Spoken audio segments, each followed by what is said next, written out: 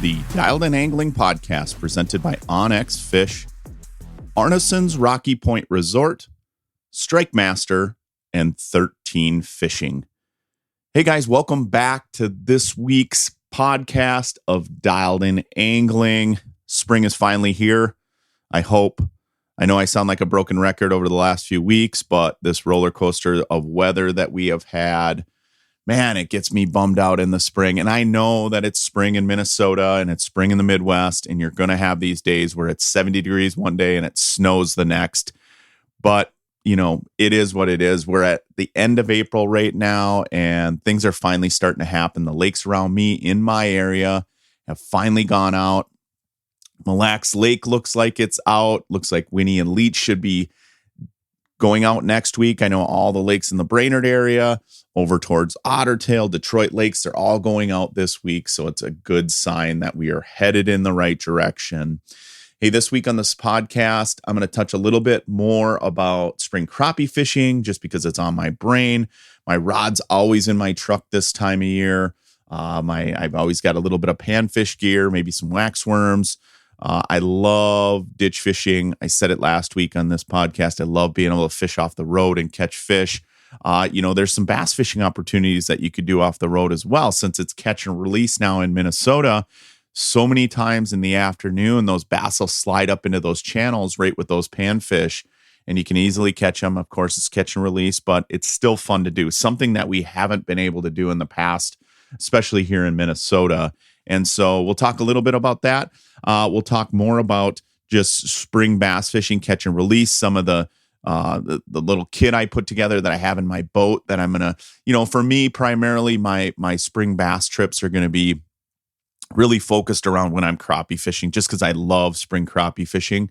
But again, another thing that I've never been able to do is just target those bass, even though they slide up into these channels in the afternoons or on these really warm days, or if you can get a couple consecutive warm days, that's when things happen. So we'll touch on that. And then, of course, power fishing for walleyes. I want to talk about some techniques that I use for power fishing, and I have for a long time, even before forward-facing sonar came out. Some of these techniques that I use that are primarily artificial, and they're techniques you can use to fish fast, cover ground, and find fish. Not everybody has forward-facing sonar. Not everybody has great electronics. These techniques, even though they're artificial, they're going to get you out of that sort of crutch of using live bait all the time, slowly live bait rigging all the time to catch fish. These power fishing techniques are something that I kind of categorize that are my favorites, my go-tos. And yeah, it's just what I love doing. And I've really perfected this over a number of years, and it's still evolving and changing with different plastics, different hair jigs, different baits that are coming out, whether they're through Crush City Plastics or VMC, new jig styles. I'm always adding to that arsenal. So I want to talk about that first. Let's talk a little power fishing for walleyes. This week, I'm down at Joe's Sporting Goods in St. Paul doing a seminar on, just kind of fine tuning your presentations for walleyes. And, the thought occurred to me, power fishing, that phrase came from a lot of different backgrounds. I think I kind of coined it because I stole it from, some of the bass anglers, like back in the day when KVD was power fishing, right? He won a lot of tournaments by chucking spinnerbaits and just fishing really, really fast, or throwing crankbaits or jerk baits really fast and just fishing quickly and covering ground. They called it power fishing, so you're covering water. You're trying to eliminate water quickly and just get as many baits in front of fish's face as you can. And that technique I have sort of adopted for myself where, when I get into areas for walleyes, especially prior to forward-facing sonar, I would start power fishing, and I would have a couple different techniques set up. Number one technique I'd have set up would be a jig head with a plastic, and it could be a straight tail plastic. It could be a paddle tail, depending on the time of the year. I'd have that one rigged up. My second power fishing technique is a jerk bait. So I would have, like a Rapala Shadow Wrap, or now the new Maverick 110 tied up. Those are kind of my, 1-2 punch jerk baits. Obviously, back in the day, the Husky jerk is still, especially in cold water. So right now, and then of course in the fall, the Rapala Husky jerk is another one that I would have in that same jerk bait category, but that would be rigged up as well. And then of course an X-Wrap. I've got thousands and thousands of fish on an X-Wrap. Using it for smallmouth bass is my primary, but I caught a lot of walleyes on X-Wraps as well, especially in shallow water. It could be current situations. There's just a lot of applications, and even can be said about an original floater, throwing it out. And if you're working that a little bit slower, your pauses are very short, but an original floater can kind of fall into that same category. And then of course, just any sort of shad wrap, Rapala bait where you're casting there as well. So I really have 4 categories to my power fishing, and they're all casting techniques, because if you see power fishing, when I'm talking about power fishing in this sense, yes, I guess, you could sort of categorize trolling. The reason trolling's so effective is because you're covering water, right? And you're moving baits, and you're presenting that bait over a lot of different fish, and you're just able to cover ground quicker, right? That, I guess, is power fishing, but for me, wouldn't fall into this power fishing category.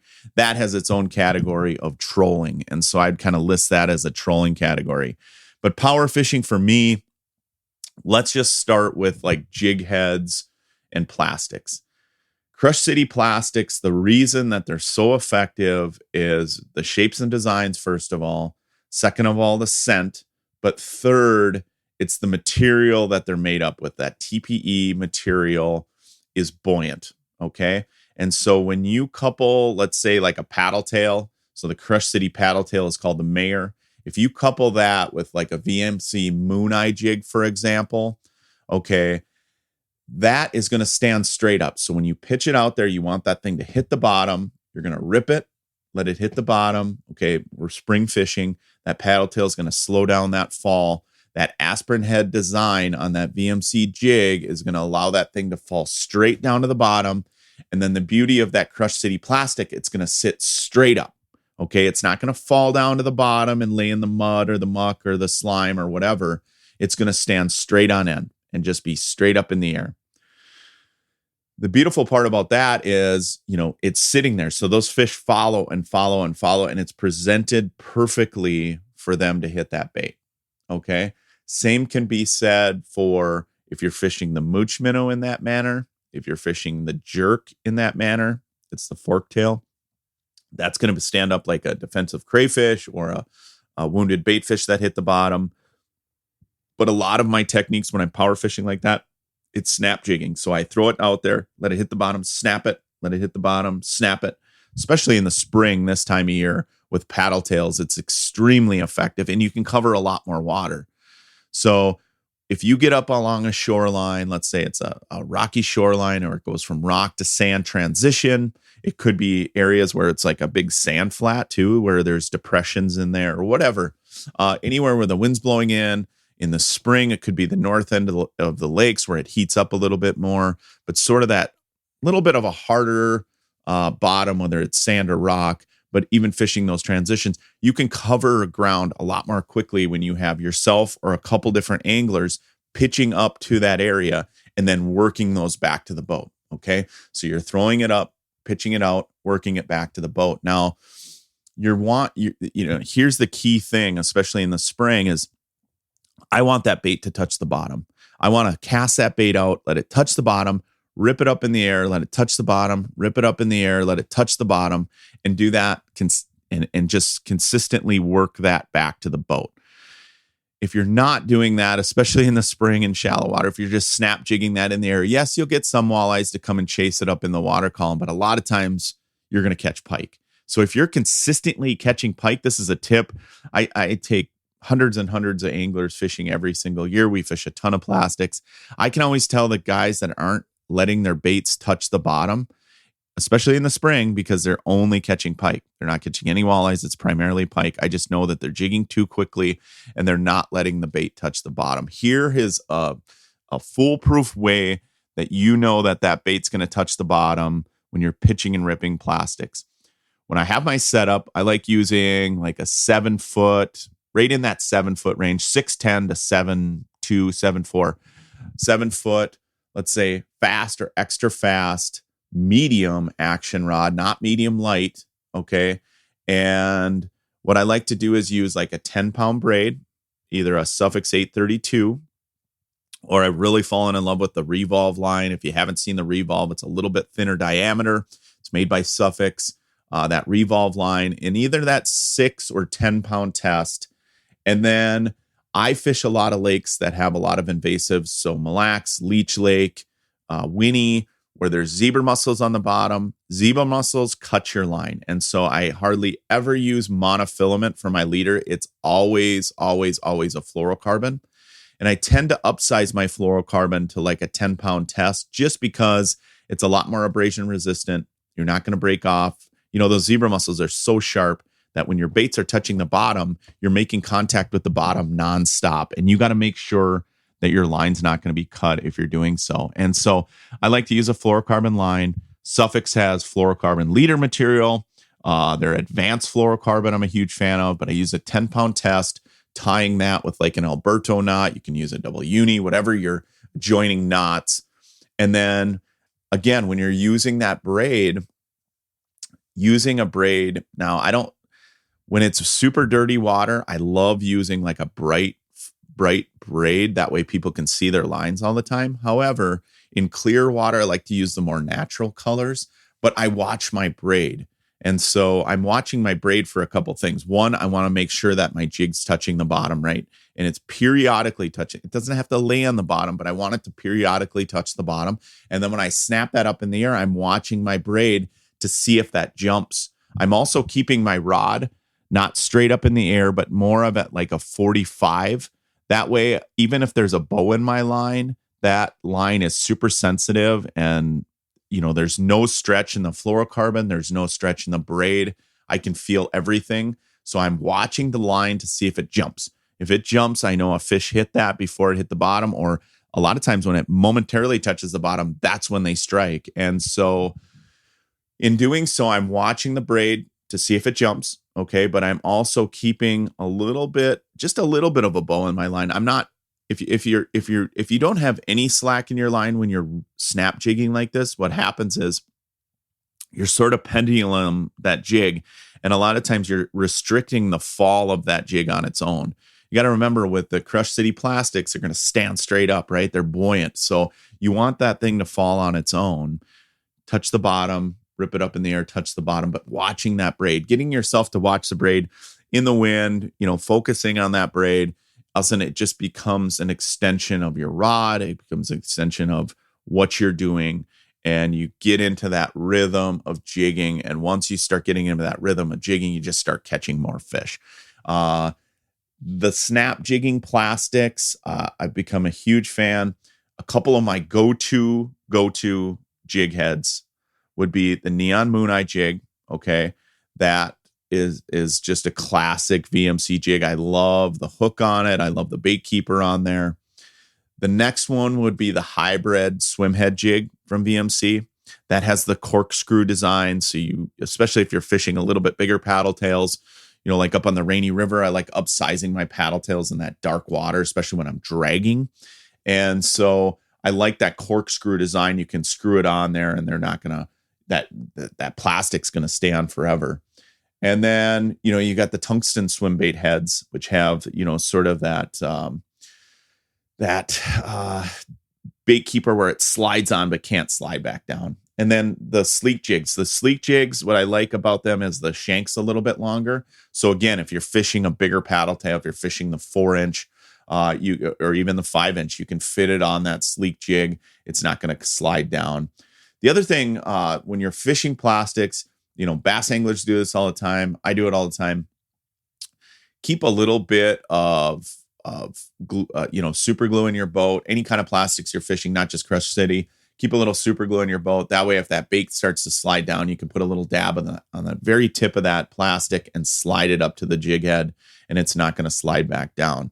A couple real key aspects of, fishing the Crush City plastics. One, they last forever versus other plastics that are out there on the market. When you're fishing other plastics, there's a lot of plastics that work, but a lot of them, it's like one and done, especially walleye fishing.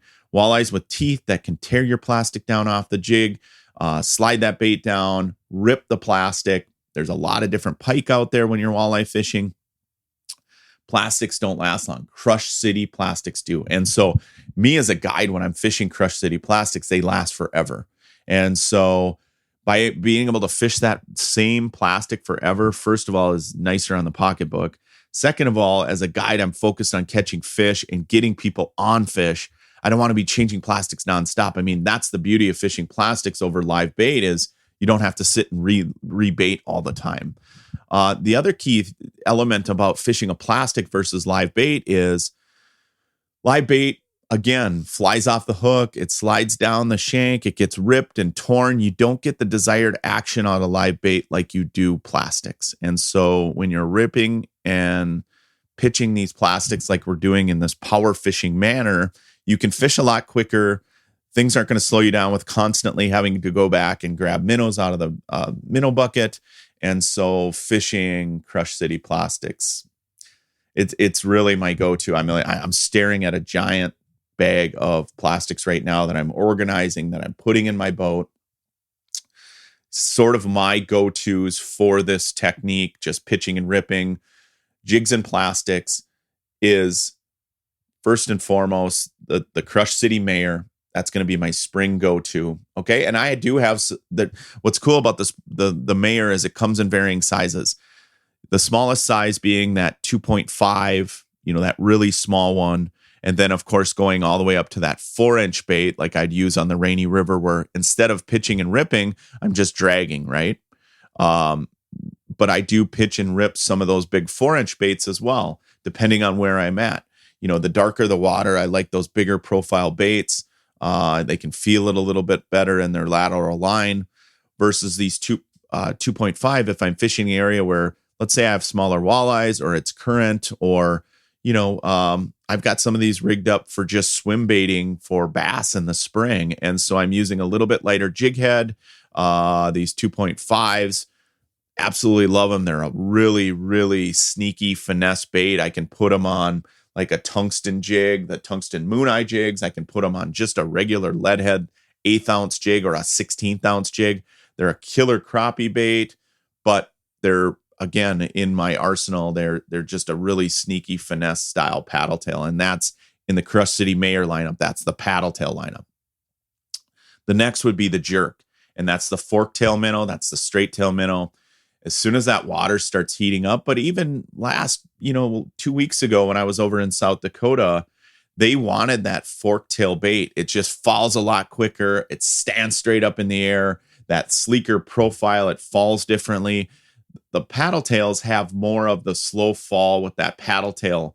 That paddle tail slows it down. You get a little bit of a vibration out of that paddle tail. It's a little bit softer fall, whereas that fork tail is a faster, more erratic fall, but they wanted it a couple of weeks ago. So don't rule out a fork tail just because it's just because the water's cold.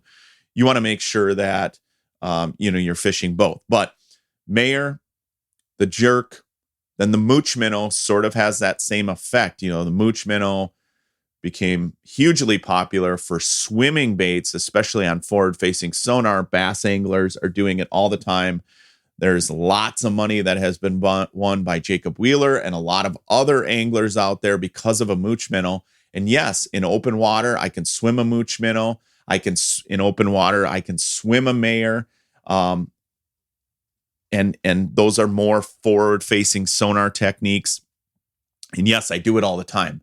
So I'm not saying I never swim a bait, but for power fishing techniques where you're snap jigging in the spring, snap jigging early summer in shallow water, post spawn, or just after these fish are done doing their things, I'm using more of the snap jigging technique for these baits. But the mooch minnows kind of fall in that same category as the jerk.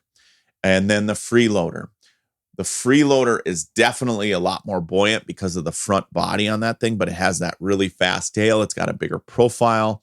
I use the freeloader in a lot of situations, primarily floating them and working them back on forward-facing sonar. But I have used them for these pitching techniques, especially if you want a little bit bigger profile and really want a lot of action out of that tail. And all of these plastics, all of these Crush City plastics, Mayer, Mooch, Jerk, freeloader, great multi-species bait. So when you're power fishing, let's say a weed line, it could be a rock edge, it could be the sand, it could be anywhere that you're going for opener or just after opener from, I'd say, opener until mid-June. Hard to beat. Doesn't matter what kind of electronics you have. You can fish quickly and fast with get on the front trolling motor, even if you have a rear transom trolling motor. Heck, even if you're just back trolling in a 14-foot boat where you're intermittently putting yourself in reverse and you're casting up along a shoreline, you can catch fish on this presentation. It's my number one go-to when it comes to power fishing, regardless of the electronics you have. And then, of course, if you have forward-facing sonar, if you have all these other cool electronics, now you can just pitch at fish as you see them with this technique. Hey, I'm going to take a quick break. When I come back, let's talk jerk baits, because I think jerk baits are the most overlooked bait for walleyes. Bass anglers have loved them for years. For me, where I fell in love with jerk baits was catching smallmouth on Mille Lacs. But over the years, I couldn't believe how many walleyes I caught while I was fishing jerk baits, where it became, and I sort of started molding it as my secret go-to bait on all of these small lakes that have weed lines, that have cabbage. Fell in love with jerk baits. I'm going to talk about how you can power fish with jerk baits. And I'm telling you what, if you go out and buy some jerk baits this spring, they're going to be one of your favorite ways to catch walleyes. It's so much fun. Stay tuned. We got more Dialed In Angling coming your way. Arneson's Rocky Point Resort in northern Minnesota offers a little something for everyone. Nestled on Lake of the Woods South Shore, it provides easy access to 14 remarkable reefs. Serious anglers know that Arneson's offers some of the best fishing, charter fishing, and small boat fishing options, all supported by the largest protected marina on the lake's South Shore. Accommodation selections range from 1 to 5 bedrooms.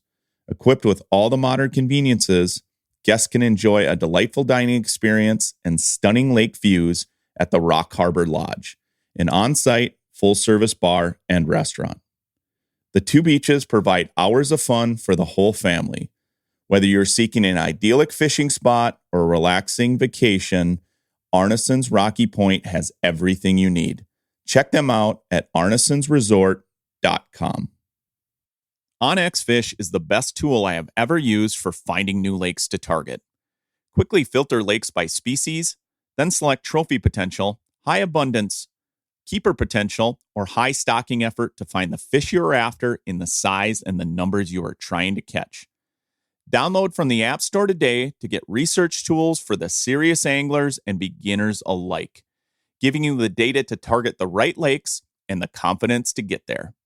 Use tools like recent imagery, fishing hotspot data, or the best-in-class weather features that call out current wind, weather, barometer, moon phase, majors and minors, along with precip and more. OnX Fish is a phenomenal tool both on and off the water for discovering new fishing opportunities, many of which you'd never known existed. Download OnX Fish Midwest today, the app that is changing the game on ice and open water. All right, let's get into jerk baiting. Again, my love for jerk baits started on Mille Lacs Lake, and really at husky jerks. I started using them in a trolling manner years ago, whether it be up on the Boundary Waters. I used them trolling on Mille Lacs. They're still an effective trolling bait. I grew up on a lake river system where throwing a husky jerk, they would suspend in the water column, was absolutely deadly.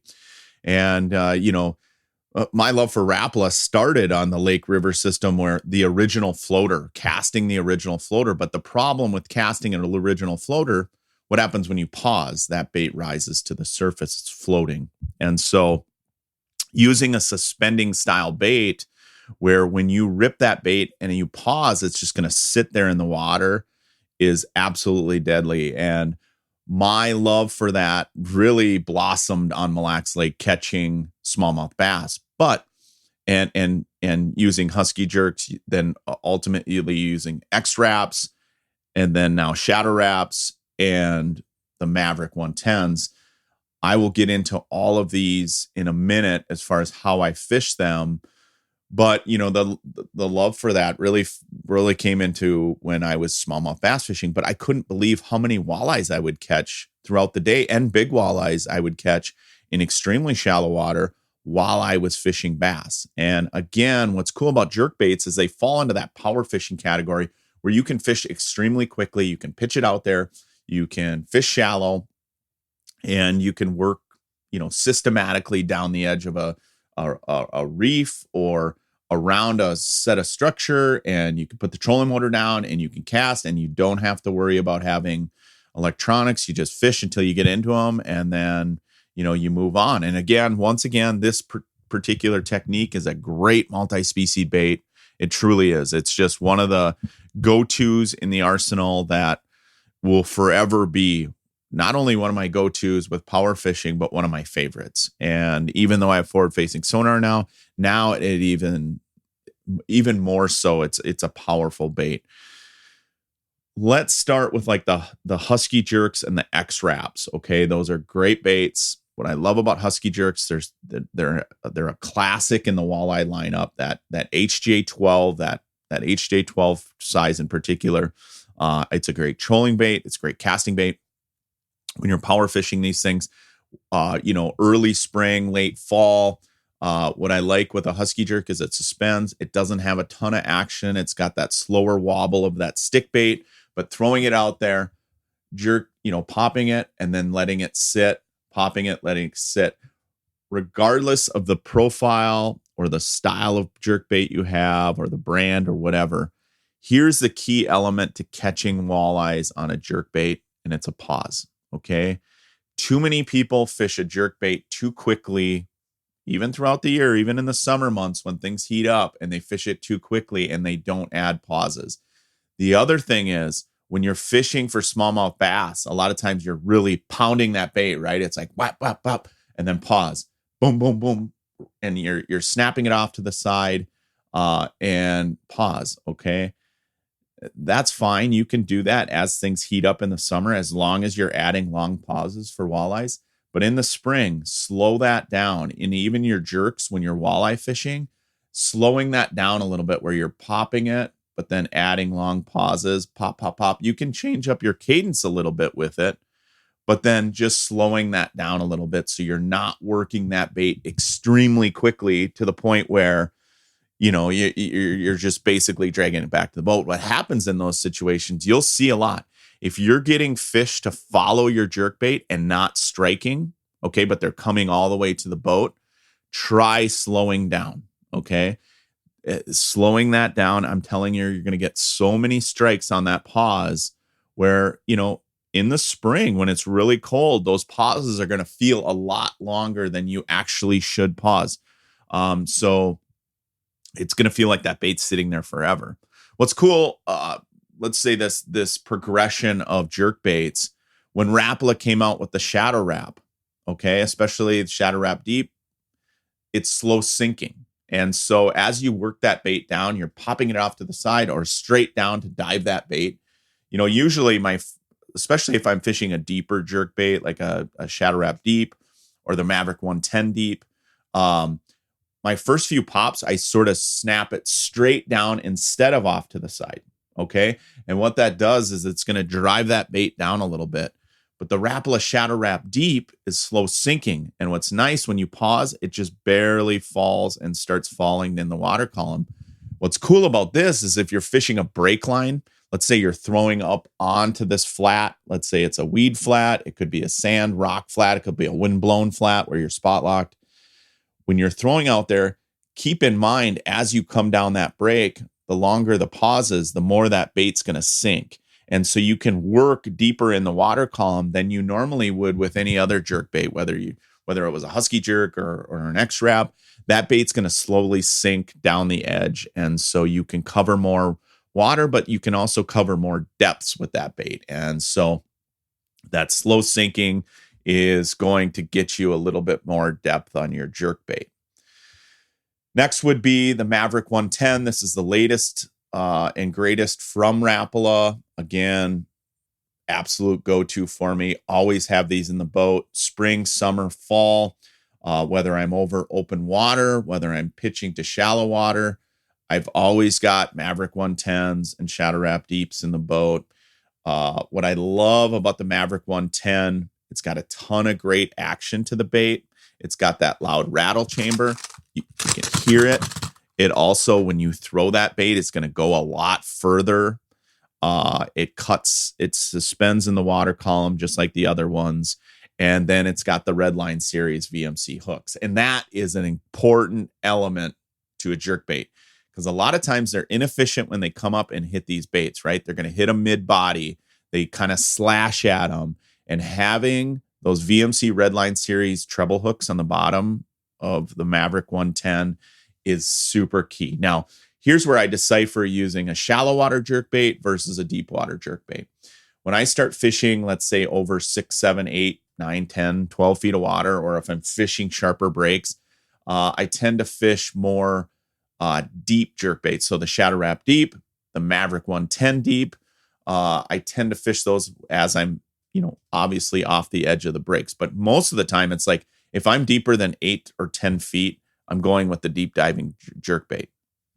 If I'm only fishing up on top of these flats, let's say it's at night, in the evening, mornings, it could be windswept.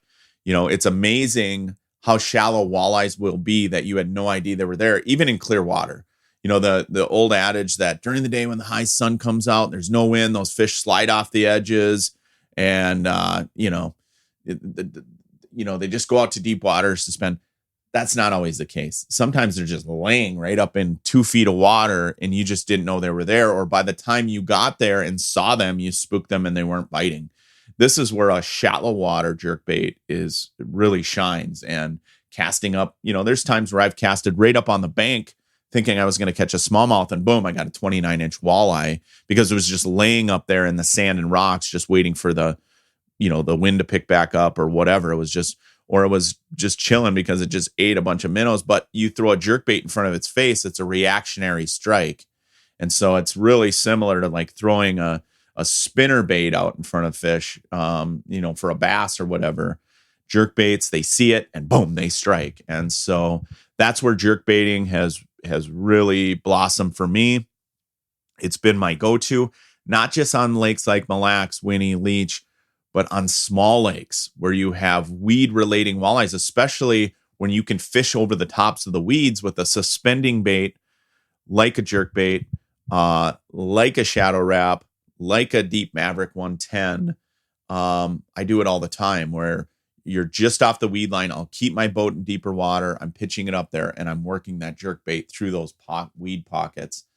Again, I like using a fluorocarbon leader with a braid. What's cool about having that fluorocarbon leader is when you're fishing a jerkbait and you're snapping it and bringing it on a slack line, because that's the key element to getting this bait to slash sideways, is ripping it and then bringing your rod tip straight back so that bait will slash sideways. If you're not doing that, you're not effectively fishing a jerkbait.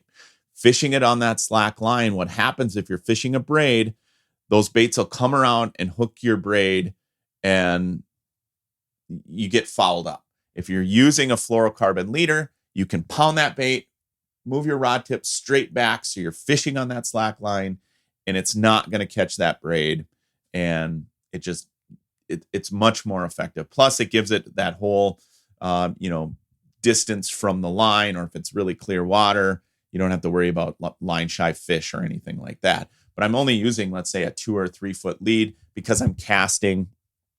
I hate the sound of that, that not going through my guides nonstop, especially with customers. So just a leader that's comfortable for casting. I use the Alberto knot. It slides pretty good through the guides, but I still, listening to that clunking. Plus, you get further casts if you're not reeling that knot up. So just like a 2 or 3 foot lead works fine. But then pounding those baits and bringing your rod tip straight back so that you're getting slack in your line. Not going to lie to you, jerk baiting takes a little bit of practice. I would watch some YouTube videos. I have some videos out there. I know other anglers do. Target Walleye's been talking about jerk baits over the last year and a half, 2 years. Really since forward-facing sonar, people really started experimenting more with jerk baits. It was sort of the hidden secret. The bass anglers know that when they're fishing jerk baits, they're catching walleyes all the time on all these lakes. But the walleye anglers are like slow to the party. And now they're finally starting to catch on. There's a lot of different videos out there as far as catching fish on jerk baits. I've put out videos. Rapala has videos out, so check them out. But it's going to take you a little bit of time to, get that cadence down, get your rod tip back so you're fishing on a slack line, and then just keeping your pauses in there. If I were you, if you're a bass angler and you're going out and you want to buy a few jerk baits right now, I would go online or go to your favorite retailer and pick up a couple. Pick up a Rapala Shadow Wrap and pick up a Maverick 110. You can get the shallow diving and the deep diving. Pick up any, let's say, perch color, natural color, shiner color. Whites work great. Any of the sort of natural colors, especially if you're fishing, lakes that are super, super clear. You can go with some of the brighter golds, the oranges, that sort of thing. If you're fishing extreme dark water, even some of the real bright metallics work great. But sort of those color schemes. And then as soon as you get past opener, start fishing jerk baits in situations where there's walleyes.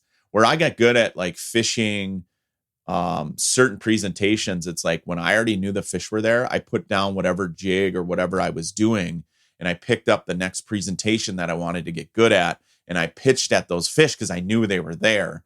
And then I got good at, okay, yeah, they want it more paused. They want it when I'm snapping it down. They want it snapping off in the water column.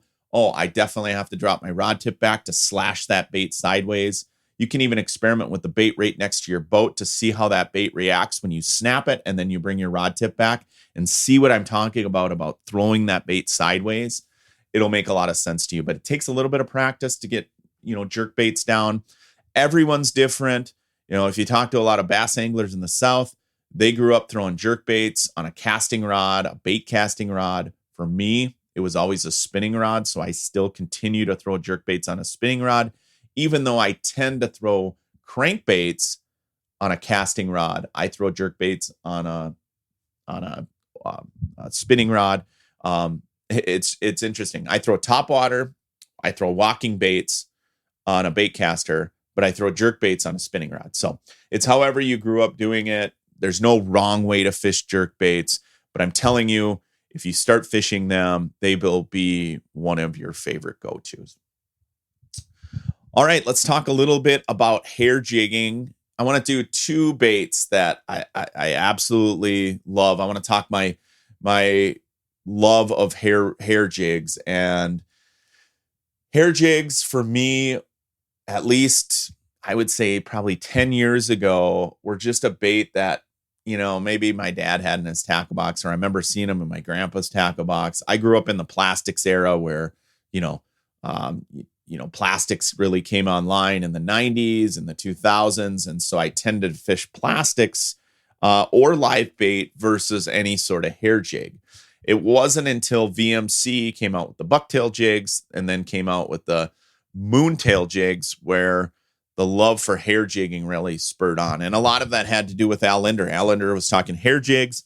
I was like, hair jigs, I know the Grizz fishes them and stuff, but I just never really had confidence in hair jigging until I started fishing them. And then until I started fishing them in the same manner that I'm pitching plastics, absolutely fell in love with hair jigs. And a lot of times I'm not tipping these with anything. I'm not using minnows. I'm not using salted minnows. I'm not using plastics. I'm just fishing a straight hair jig. And so 2 go-to hair jigs. I'm just going to touch on 2 quickly because I want to get into some jig wrapping talk. But the 2 hair jigs that I absolutely love, VMC bucktail and the VMC moontail. They fish completely different. I tend to fish the bucktail a couple different ways, whether it's snap jigging, trolling, but casting is what I primarily want to talk about. But you can float a hair jig through cover. You can float it through weeds. You can fish it in rocks. You can fish it in timber. Out in Green Bay, a lot of times we'll use like a trailer hook, like a stinger style hook. They make a quick strike that goes on. VMC makes a quick strike trailer that goes on the back of a hair jig, especially the moontail. And I will tell you, 9 times out of 10, when those fish aren't bitey, they pin that hair to the bottom and you catch them on that treble hook. And so if you don't have that quick strike on the bottom, you're not going to catch as many fish. Now, where the quick strike sort of stinks is if you have any sort of slime or vegetation on the bottom, that's going to catch all of that stuff. However, if you're pitching and ripping these, even just kind of sliding these things, that hair becomes so lifelike in the water that when you get these really finicky fish that won't touch a plastic or won't touch a jerk bait or a jigging wrap or a ripping wrap, they'll hit a hair jig. And you can tip these things. Sometimes I'll put half a crawler on there. Sometimes I'll put a shiner minnow. Most of the time I'm fishing them just straight hair. But if they get really finessey, it's okay to put a shiner minnow on there. They've got a little bait keeper on the back. You can also, like I said, use that quick strike to either put in the dorsal fin of a shiner minnow or just have it hanging in the hair. That way, if they try to pin that bait to the bottom, you don't have to worry about missing a fish. Now let's get into jigging wraps and ripping wraps. I want to kind of put them in the same category, kind of list them in the same area. All right. Because it's sort of a 1-2 combo, whether I'm fishing shallow, whether I'm fishing deep.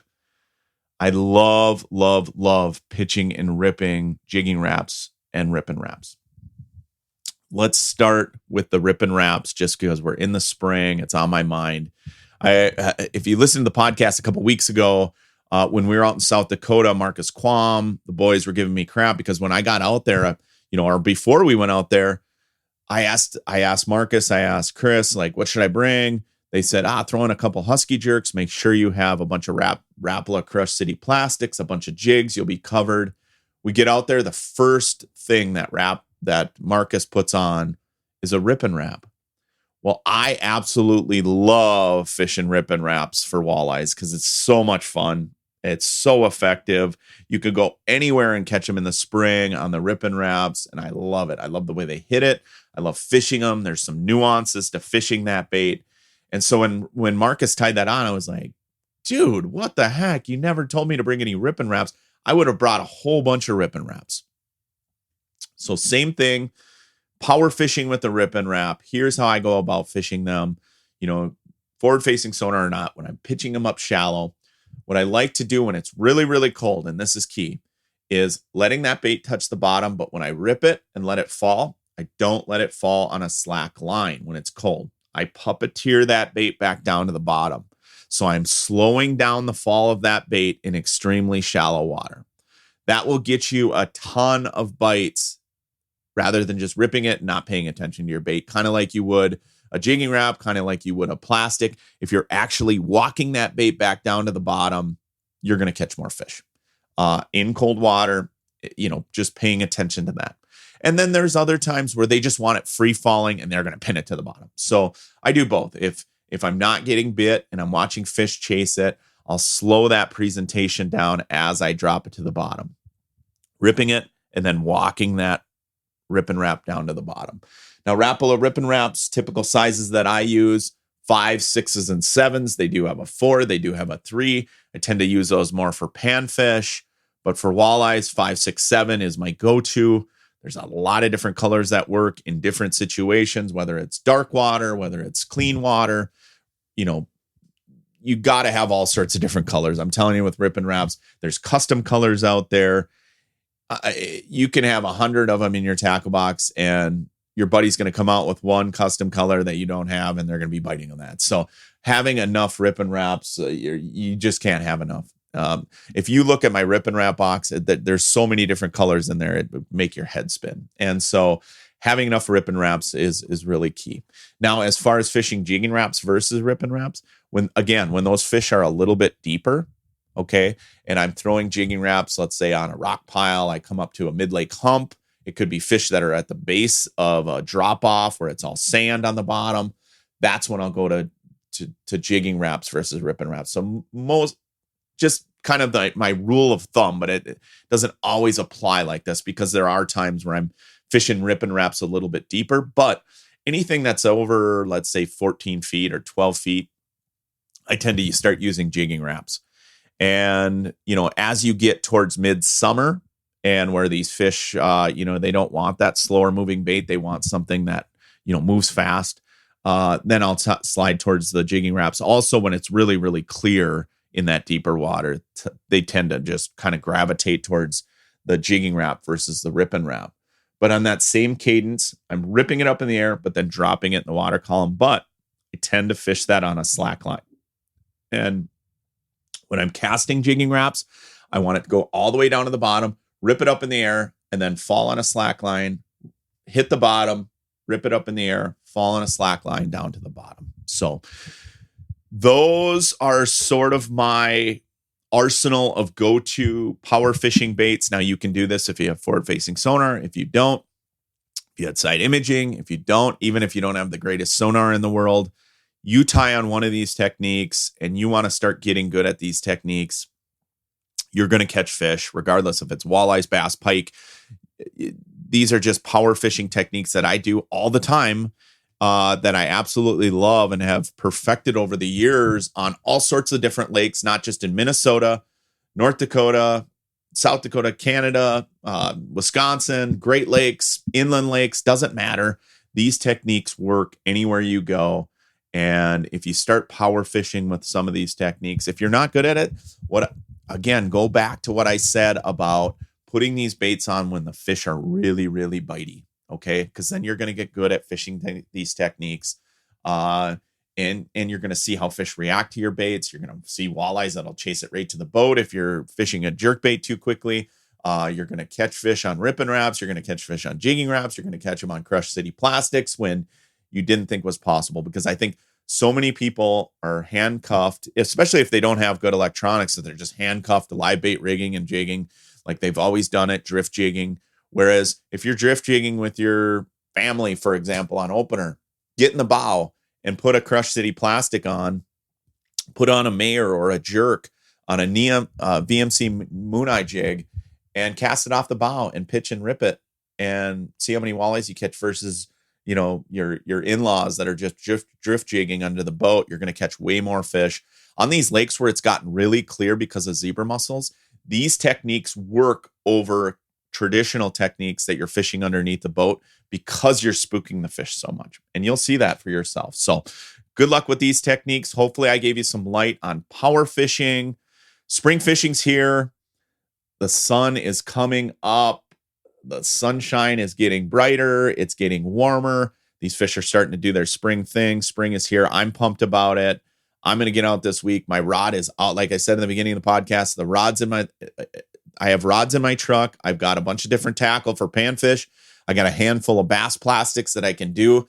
So when I'm running my honey-do lists in the spring, even if I'm not dragging my boat to a body of water, I'm still going to stop and ditch fish and take advantage of some of this great spring fishing.